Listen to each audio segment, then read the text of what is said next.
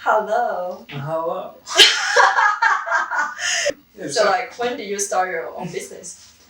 So I graduated college in December of 2012. And right when I graduated, there was a gym I got linked up with and started personal training. So it was all 1099 under my own brand, Vantries Training at the time.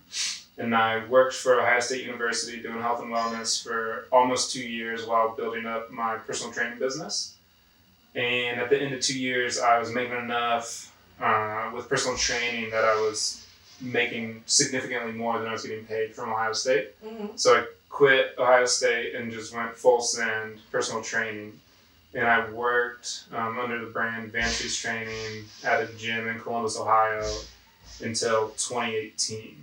How old were you at the time? I graduated college in 2013. So I would have been 22. 22. Yeah. And so at that point, it was a job, not a business, because it was only me, right? So it was only making money for the hours that I was working. And then in 2018, we moved to Salt Lake, and I ended up in Park City at Minerstown. And the way that worked out was I was coming out here and just trying to find different gyms that I could rent space from. And we've done it as a profit share. And originally we set up so they took 25% of what I sold up to a ceiling. And I started growing a business. The goal when I got to Park City was to grow a business as opposed to a job. So it started out personal training. And then once that got full, I slammed it down into semi-private. So it was all small group stuff, but you still have your own program. And then I started bringing on more coaches. And then in 2020, I took over ownership of the gym when the pandemic hit. And we've been rocking and rolling ever since. And at this point, we've got 3 full-time coaches, myself, and then 4 part-time coaches, and 1 almost full-time online coach. So you were saying that if you're working for your own hours, it's not a business, it's a job. That's my perspective. I was making significantly more money when I was personal training in Columbus, but my schedule was rough. So I'd start at 5 a.m., work until 10:30, get a break until 2:30 or 3, and then work until 8 or 9 p.m. And it was good. I was billing anywhere from $60 to $80 an hour when I was there, and I was getting 45 to 55 hours a week. But if I went on a climbing trip, if I went on vacation now, you're spending $1,000, $2,000, and you're not making $1,500, $2,500, $3,000 that week. So your $1,000 vacation is actually costing you $4,500, $5,000 because you're not making any money when you're gone. Right. And I didn't like that. So when I moved and restarted in Park City under the new brand Off the Mountain, the goal was, how can I create a business that's still going while I'm gone? Like right now, we're doing this interview and there's 15, 20 people out there training. So making money while providing a service while I'm not physically doing that. So I have a team that can do that now. And in my mind, that's more of a business. I can leave for 2 weeks. I've left for 3 weeks at a time, and revenue doesn't drop at all. Revenue actually can pick up while I'm gone. And so it's a more sustainable thing. Right. But how do you transform from like a job, like you have to present yourself, to like a business that you don't need to be there anymore? That's hard. Tell me. Super hard. I want to make money too. Yeah. So I'll run you through how I made the transition from just being just personal training to creating a business around a brand. So it was Vantries Training. There's been a couple renditions of it. It doesn't really matter. And then that transformed into Off the Mountain when I got to Park City. And the goal with Off the Mountain was to create a space where mountain athletes could train, and then I could get up to 3 or 4 full-time coaches that could make a living working for me. And we're pretty close to that now. So when I got here, I had to make a name for myself. So I started just doing personal training because that's something I know how to do, something I can do very well. and I started getting a reputation through personal training. I started getting leads, so my sales funnel. My thought is, how can I find one person that I can earn their trust and they can send me 100 people? So what's the 1 to many scale? And I started going into chiropractic offices, acupuncturists, physical therapists, orthopedic surgeons, anybody that had a captured audience that trusted them. And I would just say, hey, you've got this awesome practice. I can improve your patient outcomes or your client outcomes, and I can measure everything and I can prove it.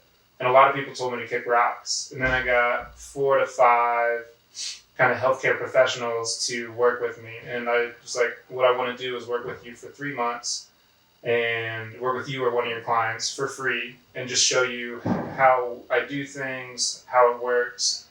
And the only thing I ask is at the end of it, if I did a good job, just start referring people to me. And that's all I ask. And that was really, really effective. And I still have good relationships with quite a few of those people now. So once I got those funnels coming, I'd start getting phone calls. Hey, Christine told me to give you a call. Hey, Dr. Shores told me to call you. Hey, so-and-so. And then I did a really good job marketed towards adults that are still trying to play hard in the mountains, but their bodies don't cooperate. Because that's a market that was underserved in Park City. And did a really good job with that. And then my schedule got so busy when I get a call, it'd be 3 to 6 weeks, depending on when you call, before I could get you in for an assessment. That's when I switched and pushed everybody into semi-private training.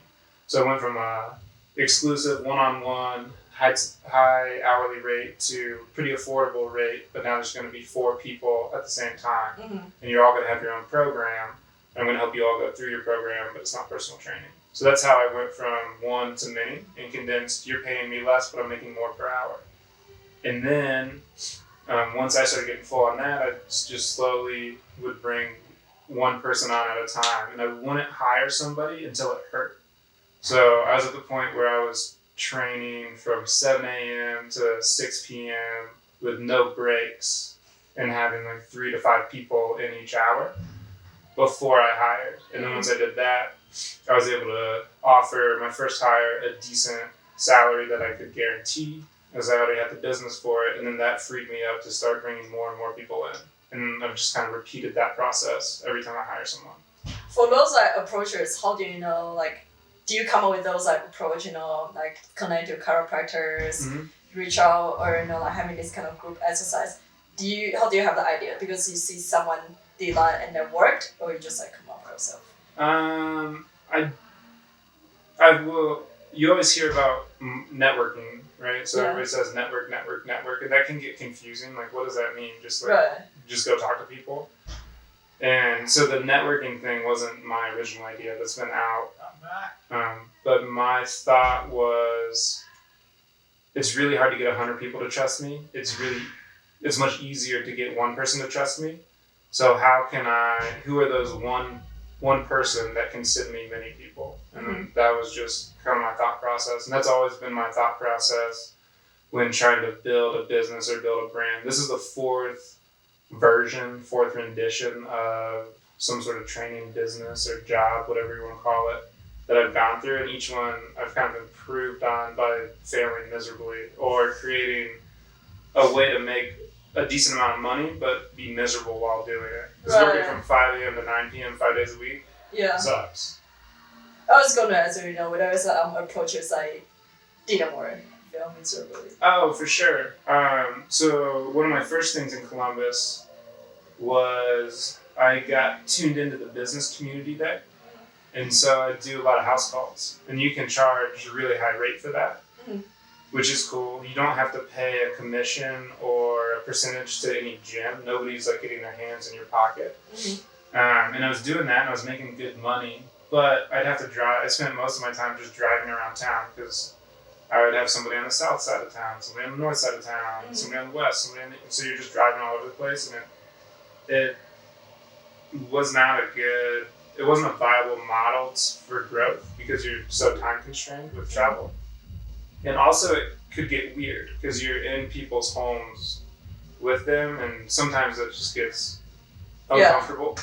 And so wrap that, and that's when I bounced into training at a gym called 11 Athletics in Ohio. And there we started a running brand where we triathlons, half marathons are huge in that area of the country.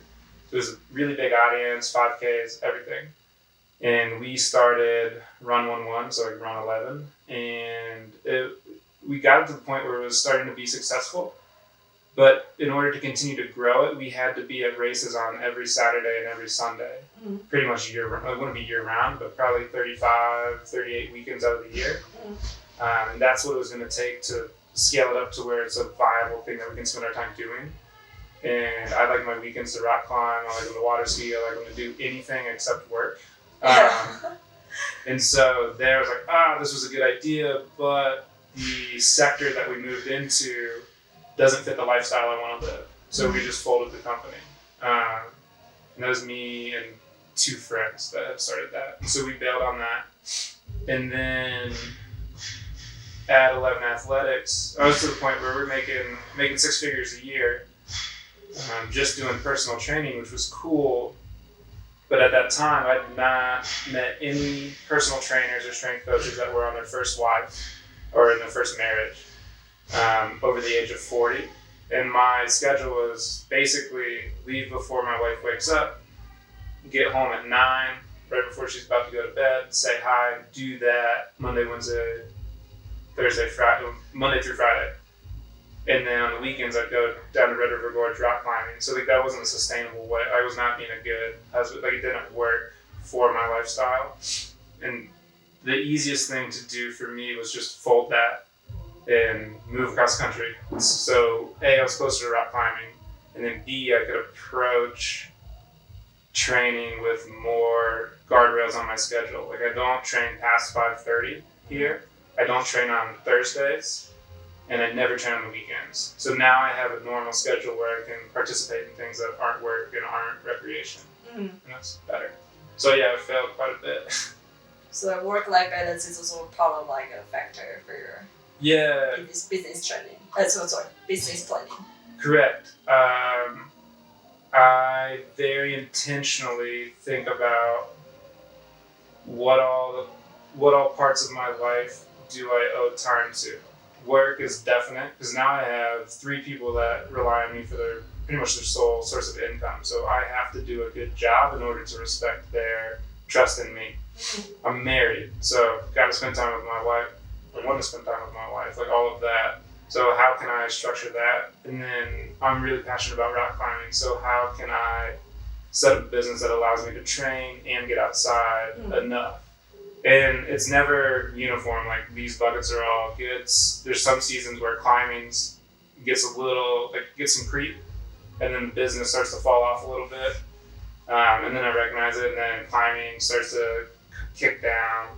The business comes up a little bit, and so it's a constant battle to gauge where are you spending your time, how are you spending your time, and are you being successful to all of the things, people, activities that you need to devote time to. So I know that you love rock climbing, but tell me how you balance your work and climbing. Because I found myself and a lot of people find it really hard to prioritize climbing when they already had a full-time job. After work, everyone's exhausted. There's a lot of things, responsibility in life. You have to balance. How did you find time and energy to keep climbing as a high priority? Yeah. For me, there's a couple factors. One is the season. During the summer, our slowest months of the year, so gym-wise, are July and August. So that's an opportunity for me to do a bunch of projects outside of climbing, but projects for the business. And so right now we're building out that app. We've been doing some writing projects. We've been redoing a website, all that kind of thing. And then I've been going to Maple twice a week, so Thursday and Sunday. And it's about an hour and 45-minute drive, hour and a half drive. Depends how fast you go, each way. So I'm there climbing all day, drive there, drive home. So that kind of takes up most of the day. get almost no work done. And so that was a fine thing in July and August because we're slower. But now we're kind of in a growth phase. We need to capitalize on new business between now and December because our next slowdown is January and February, the ski season, just because we're in Park City. So we need to get as much business as possible. So now I go to Maple or I go climb outside on Sunday. And then I take the morning, a couple hours on Tuesday and Thursday to go train myself for climbing. And then just the one thing that I have that's nice is the gym's here. So I have a bunch of ways to train here in the gym as well. Mm-hmm. And that helps. But I've found in just working with people, because we mostly work with mountain athletes, and a lot of them are entrepreneurs. We're in Park City. Some of them aren't. Some are salespeople, but whatever. You have to block it off in your schedule. So even if you have a full-time job that you have to be at, that's cool, but then block off your calendar like an hour each day that you want to train. This is when I'm training. Some people block off 2 hours. It kind of depends on the person, but it has to be in your schedule. You have to respect it and respect yourself as much as you would any other commitment. So if you have a meeting with your boss at work, you're gonna show up. If you have a meeting with, if you own your own business, you have a meeting with a new client or a new business, you're gonna show up. If you value climbing, you've gotta figure out when is it feasible for you to go, put it in your calendar, and then show up. You can't take another work meeting on top of it. You can't sacrifice that time to see friends. Like, you have to hold that time as dear as you would any other appointment. And if you do that, everybody's got 3 hours a week to train. Yeah, I get the time commitment. But how about your mental aspect? Did you get exhausted? Just be like, oh my God, we want to sleep, but this is a time I'm supposed to be at gym at like 6 a.m. Or you'd be like, actually, I don't want sleeping today, and actually just... Yeah. Some days that happens. Anybody that's not David Goggins that says that doesn't happen, I think they're lying. Right? David Goggins, no best days. No, my thing is if I'm really worked, really beat, and it's my training time, I always go warm up.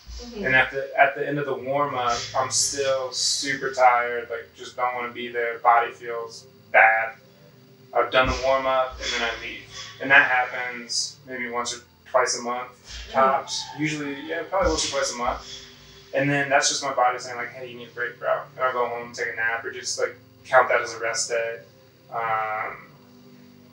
But I never don't show up, right? If I wake up and it's training at 6, like this morning I had to train pretty early just because I've got a busy day.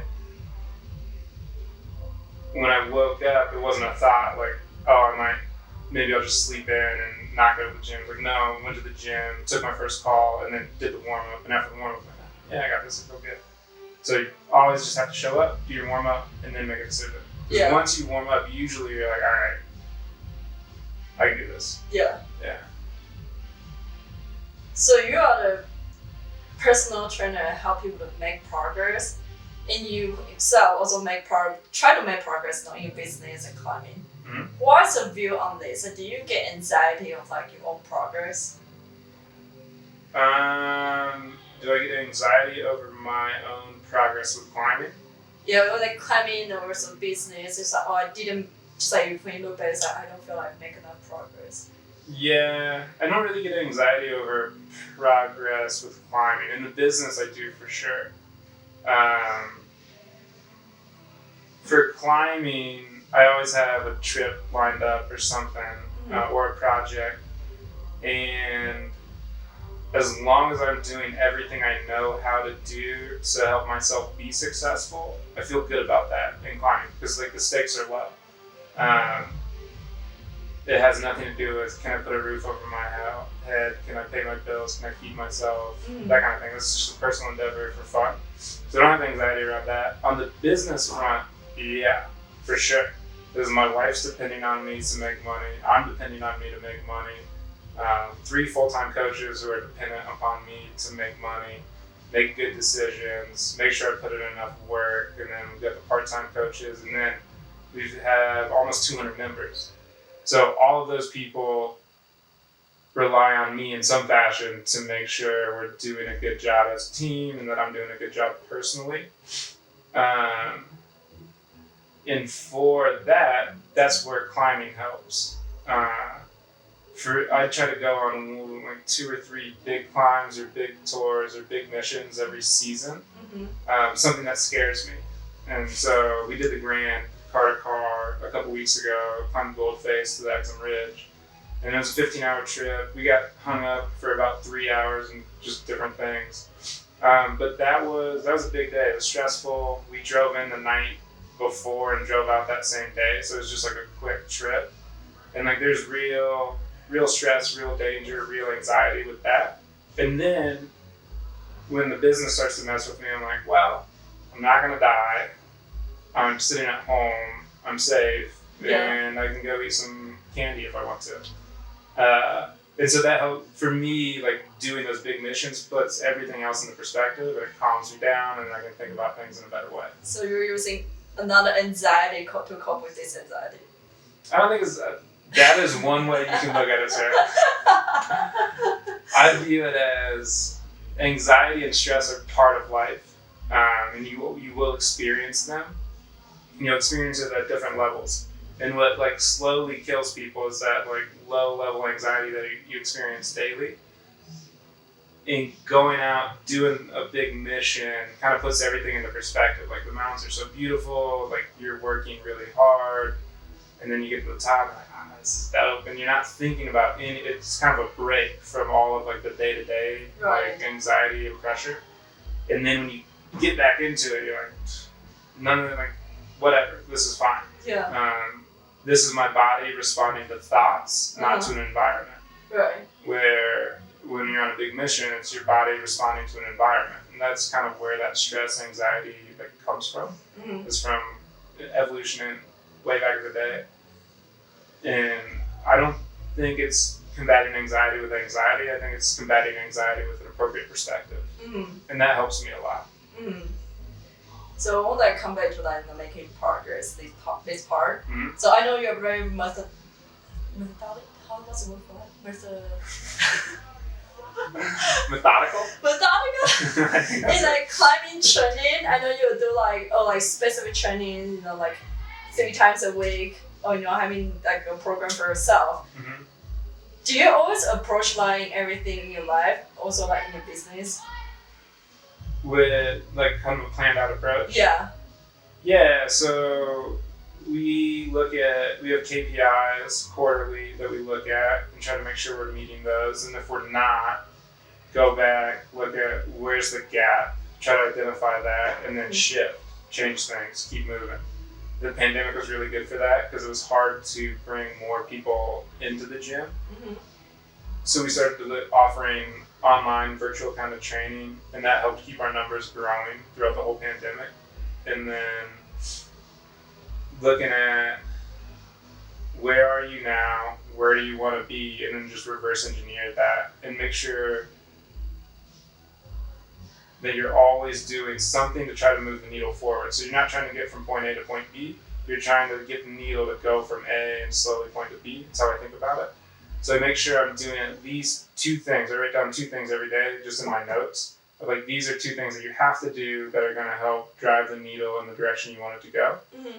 And if you do that daily, that's a lot of 2 things over the course of the year or the month or whatever, and that helps. How do you know what things to do to drive the needles? Nobody knows. Yeah. So how do you know if you're on the right path? So you have to have metrics within the business, right? And so big metrics for me are how many people have come through the door, not just memberships, but if you come 30 times this month, that's 30. And then if somebody else comes 10 times, so how many instances of use does the gym have?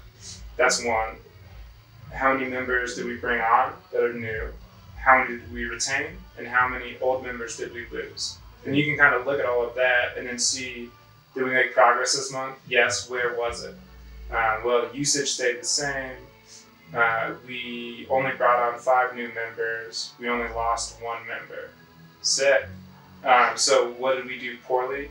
This month, what we did poorly was bring in new members. How can we bring in new members? Let's start reaching out to our network, our sales funnel that we've built, those key people around town that we kind of have a symbiotic relationship with. Mm-hmm.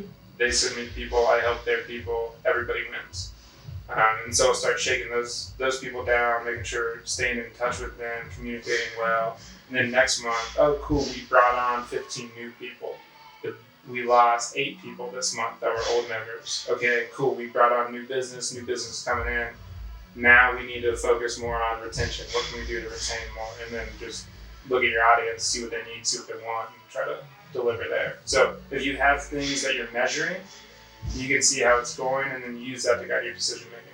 How do you do that? Do you have business consultants or do you do it yourself as a business owner? So I'm always trying to learn about business. I've spent the last 2 years, all of my continuing education has been more in that business realm. So reading books, doing I'm a part of a mastermind group right now, so I have other business owners I can shoot ideas off of. I can learn from what they've done well, what they've done poorly. But a lot of it is just sitting and thinking. The amount of time I just sit and think is a lot. It's hard to think.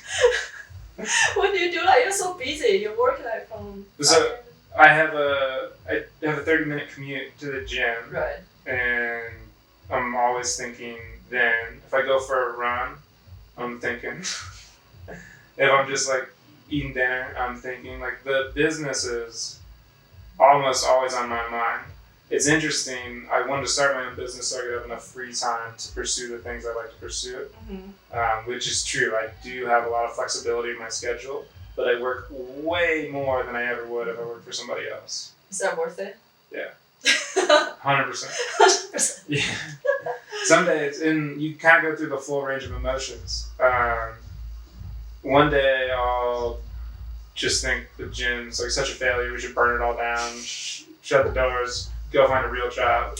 And then the next day something will happen and I'll be like, oh sick, we're good. Like this is awesome, this is the best thing ever. And so there's a lot of like big swings in emotions, and you've got to recognize that that's an emotional response, not necessarily a logical response.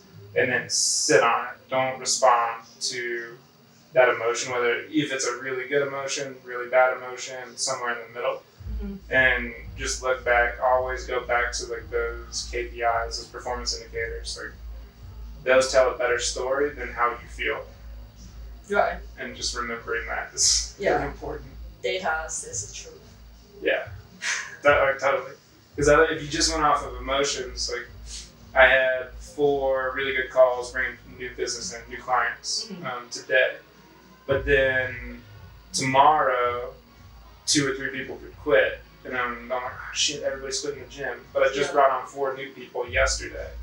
And so just emotion, you gotta just be aware of like how you respond to different things and recognize it when it happens and not react. I think that's important. Yeah. Just making sure. Checking the times. So, for you, like, in this phase of your business, what's your goal for your business?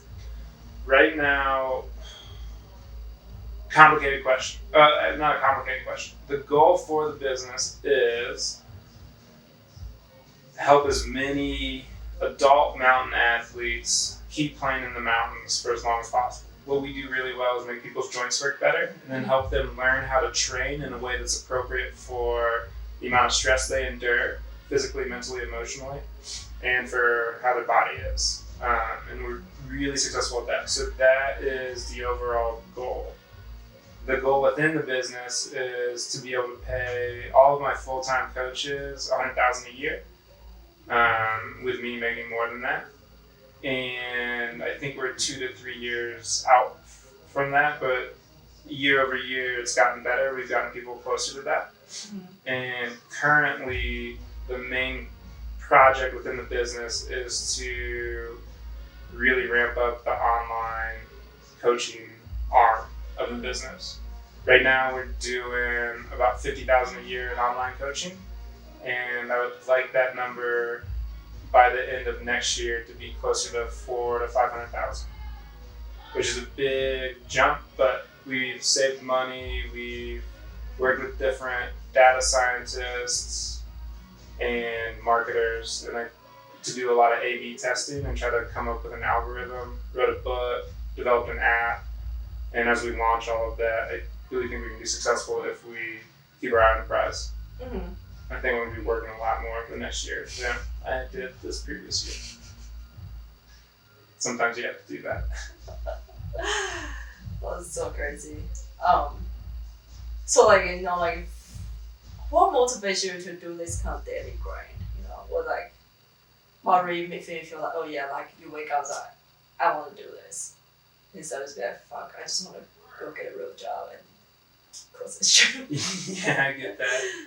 My motivation is, there's kind of two pieces to it that I think about a lot. One is, what did 12-year-old me think was super dope? And then, is what I'm doing now still dope, or has my perspective changed? Okay. That's one thing that's really motivating me. And the second is, like, picture myself at 95 years old, look back, did I feel like I wasted time, wasted effort, wasted energy, or did I pursue what I was good at, and did I do everything to the best of my ability? Mm-hmm. And I would like the answer to both questions to be, things are still dope. Yes, I did everything I could. And that's kind of the motivation. Okay, I'm curious. So, what was 12-year-old Ben Ventures for thinking? What was the... Yeah, so I grew up in a family of competitive water skiers, and pretty much everyone that water skis figures out how they can work 3 to 4 days a week, take a fair amount of vacation, and just like kind of water ski all the time. It's similar to rock climbing in terms of the vibe. It's similar to surfers in terms of the vibe. Like, how can we do the thing? And coming up, like water skiing, I wanted to make a pro tour. I wanted to spend a lot of time water skiing. And then too many concussions. I had to stop, and I flipped over to climbing. I do remember when I was young, 10, 11, 9, something like that, watching the Discovery Channel, and there was a documentary on people climbing El Cap and base jumping off the top. And I have no idea what documentary it was at this point. I've never been able to like refine it and be like, oh yeah, that's the one. But I was like, man, that's so cool, like that they learned how to do that. And then I just came into rock climbing on accident, and I positive that 12-year-old me would be like, bro, you got some sick tats. He's got a ponytail, and he spends a lot of time rock climbing. Oh my goodness. And so 12-year-old me is definitely psyched.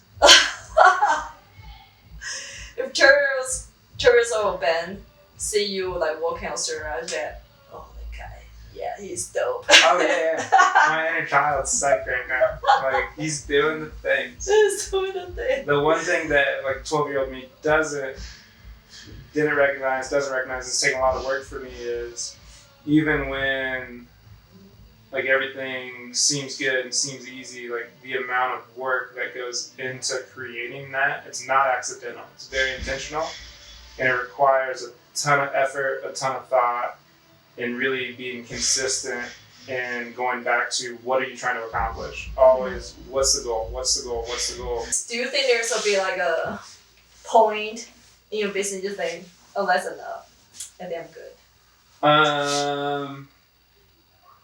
No. Because this is something interesting that I've learned. When I first started growing the business, you do quick head math, and you're like, okay, I want to make $100,000 a year. My average client I'm making $3,000 off of. I need about 33 clients. Like, dub, okay, cool, that'll get me close. And then you hit that number, so you hit where you're selling like $115,000 a year, but then you realize 25% came out for rent, and then another 15%, 20% on taxes, and then you got your operating costs, your softwares, any like promotional events that you do, and all of a sudden you've got like 30 grand left. You're like, oh shit. And then as I continued to grow, I was like, okay, cool. If I could just sell $15,000 a month, then I'll be making enough money. But then as you sell $15,000 a month, now you got to bring on more people. And then you're like, all right, cool. Once I start selling $30,000 a month, like that's when I'll be comfortable and everything will be easier. But now you've got a whole lot more going on, and it's like, oh, maybe I need to bring on an administrative position to kind of help with all this stuff that I'm always behind on. And for that, now I need to sell $37,000 a month. And so you just kind of, as you continue to grow, and if it's a healthy business, it keeps expanding and feeding and serving more people, which both of those things are cool and exciting to me. And as that happens, there's paying yourself off a percentage of overall revenue. The amount I make increases a little bit at a time. But if you had asked me 2 years ago, if you're selling like $500,000 a year, how much are you going to be making? I'd be like, shit, I'm making at least $150,000. That's not true at all. So yeah, I'm sure there's a point, like if I had the capacity and was smart enough, like Jeff Bezos, to grow something as big as Amazon, would I want to do that? Absolutely not, because that would take away from the lifestyle side of things. So there's a point where you just start hiring, bringing on more people, and your business is serving more families, and you're helping kind of manage that, and that's super fun. Mm-hmm. As long as it doesn't creep into taking over the things that I value on the lifestyle side of things. So you're trying to balance the two sides. But I don't think I'll ever be like, there's no number where, oh, if I hit this, mm-hmm. then I'm just going to try to hold it there. Because I don't think that's a real thing, because there's always turnover. There's always like growth. There's mm-hmm. always fall off. Right. And to manage that perfectly, it would be a very dangerous game, and I think your business would go stagnant. So, like, when you listen to, like, podcasts or, like, startups and entrepreneurs, you often hear, like, they just, like, been, like, 3 years without a day break. They just grind every day, they trying to, like, grow a business. Mm-hmm. Have you ever thought about, like, what if, I'm like that, my business will grow faster? Mm-hmm. I have thought about that. But it's not interesting to me because it takes away that lifestyle piece. In order for me to bring my A game here, I can't be singular. I have to have more than this. So I have to have more than just a business. I have to have more than just rock climbing. I have to have more than just my relationship with my wife. I have to have more than any one thing. Because otherwise it brings me down. I'm unable to be functioning at 100% if I'm really singular like that. Mm-hmm. So that is not something I have the capability to do or the desire.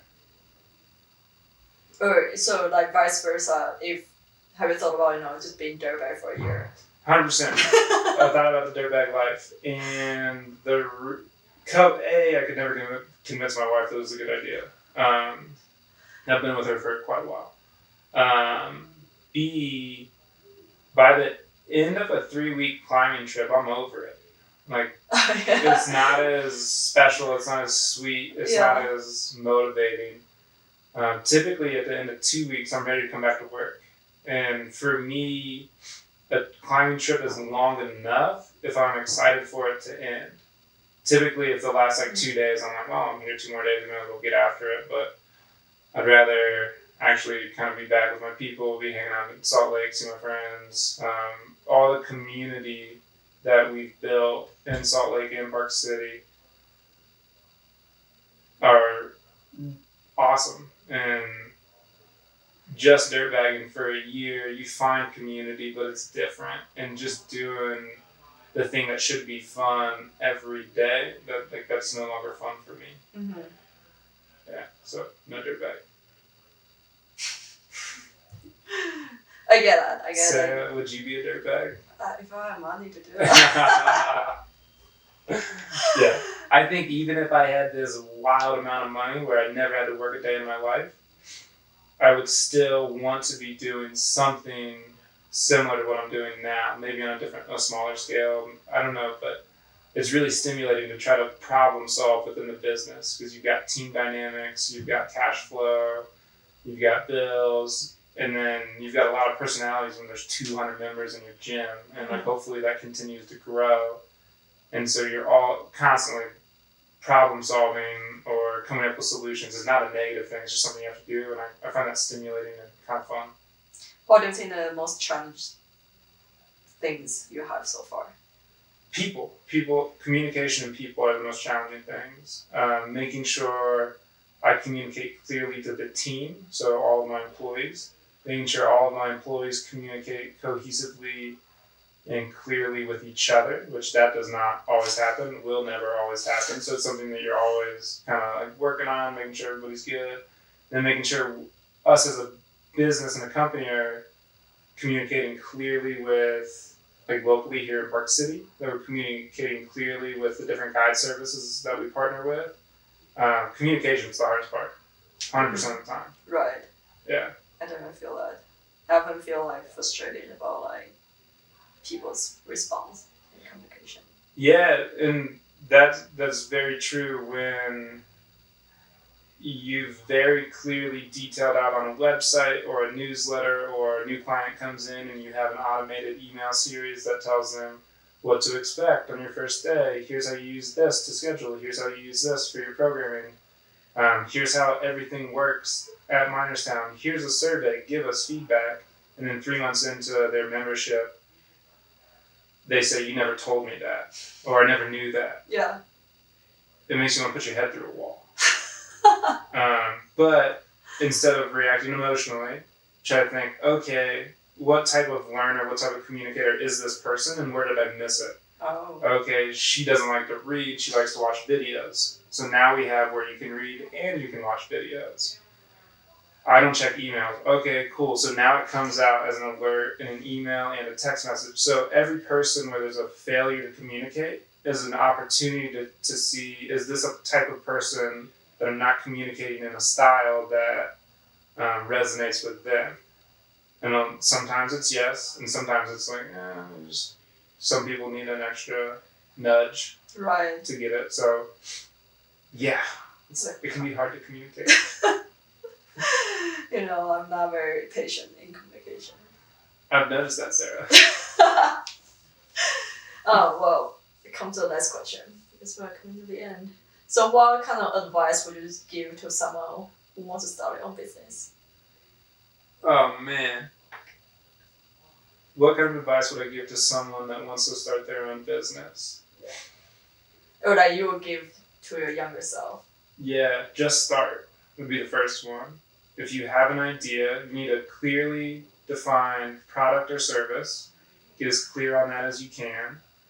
And then find an audience and do that in reverse order. So first create an audience, then create a product or a service for that audience. And then just keep trying stuff. It's really easy to try to think like, well, I don't know how to run a business, whatever. Ask questions. Everybody knows somebody that has done something. And so ask as many questions as you can. Always try to learn, and then just keep doing something every day to help move that business idea forward. And eventually an opportunity comes up. You get lucky. That's how everything happens. But luck means you were well prepared when an opportunity showed up. Right.